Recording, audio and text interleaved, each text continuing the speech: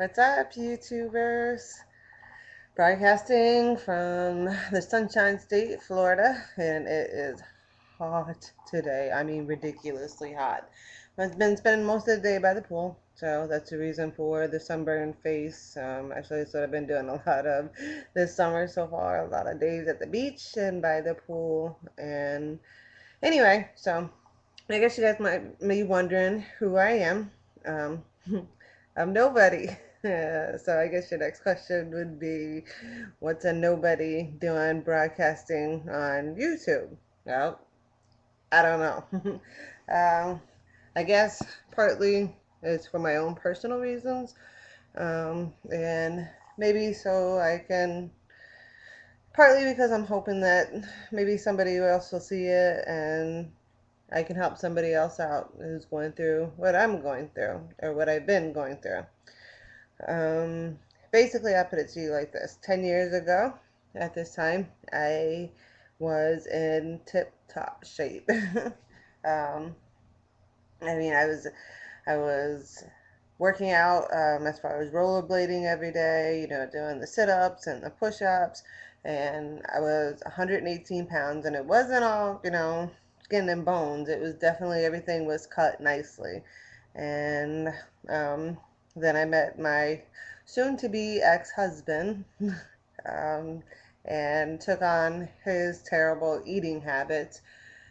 And over the course of the past, 10 years, I managed to go from 120 pounds to 205 pounds. Um, Actually, I'm not at that weight now, but that was the heaviest I was at, and that was a month ago. Um, my soon-to-be ex-husband and I decided that we were going to push for divorce, and at the end of February of this year. And I went out and bought a scale the next day. And when I got on the scale and it read 205, I cried. But it's nobody's fault but my own. I can't, as much as I'd love to, like, blame everything on him. I am in control of what I eat and I am in control of my lack of activity. So, here we are now. It took me a good month, to try to get back into having daily activity again. When he and I separated, I just went through this like funk where I didn't want to do anything, and I just found comfort in food. I didn't know how to set my limits as far as what I was and wasn't eating. Um, I had a lot of lack of activity.